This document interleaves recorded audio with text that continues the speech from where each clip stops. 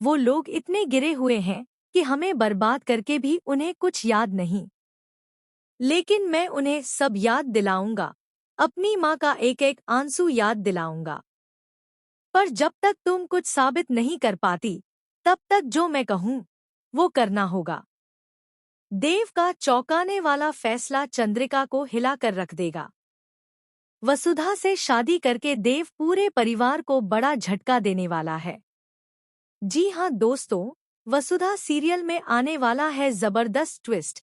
जैसा कि आप देख ही रहे हैं, अब मेघा के साथ साथ करिश्मा भी चौहान परिवार को बर्बाद करने के लिए लौट चुकी है। करिश्मा बेल पर बाहर आ गई है और अब वह किसी भी कीमत पर वसुधा को जान से मारना चाहती है, क्योंकि उसका प्लान और सच्चाई वसुधा की वजह से ही सामने आई थी। करिश्मा गुस्से में मेघा पर चिल्लाती है और कहती है कि तू तो सपनों की शादी करने जा रही है, लेकिन वसुधा के होते हुए यह नामुमकिन है।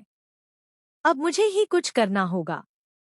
दूसरी तरफ देव अब सगाई के लिए तैयार है और वसुधा अपने हाथों से सारा डेकोरेशन कर रही है। लेकिन उसके दिल पर क्या गुजर रही है, यह बस वही जानती है। वहीं चंद्रिका और देव का रिश्ता फिर से सामान्य होता दिख रहा है, लेकिन कहानी में आ चुका है एक बड़ा ट्विस्ट। असल में देव को यह एहसास होने वाला है कि वह वसुधा से प्यार करता है। साथ ही मेघा की सच्चाई भी देव के सामने आने वाली है। करिश्मा और मेघा को आपस में बात करते हुए देव देख लेता है। वसुधा पहले ही देव को बता चुकी होती है कि उसे मेघा पर शक है। जब देव अपनी आंखों से देखता है और अपने कानों से सुनता है, तो उसे यकीन हो जाता है कि मेघा और करिश्मा दोनों मिले हुए हैं। उन्हें चौहान परिवार को बर्बाद करना है। मेघा का यूं बार बार देव की जिंदगी में आना महज इत्तेफाक नहीं, बल्कि एक मास्टर प्लान था, जिसे देव अब समझ जाता है। अब देव और बर्दाश्त नहीं कर पाता। उसे समझ आ जाता है कि न सिर्फ उसकी जिंदगी, बल्कि चौहान परिवार की भी हालत खतरे में है। इसलिए अब देव चंद्रिका को, बिजनेस को और इस घर को बचाने के लिए मेघा का प्लान फ्लॉप करने वाला है। और इसी वजह से वह वसुधा का हाथ थामने का फैसला करता है। जब चंद्रिका वसुधा को थप्पड़ मारने जाती है, तो देव उसका हाथ पकड़ लेता है और कहता है, यह शादी मैंने अपनी मर्जी से की है और अब यह शादी हमारी मान्यता है।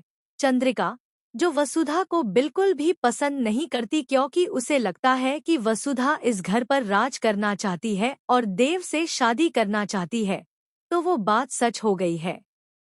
लेकिन देव ने ऐसा क्यों किया है, यह सुने बिना ही चंद्रिका का गुस्सा फूटने वाला है।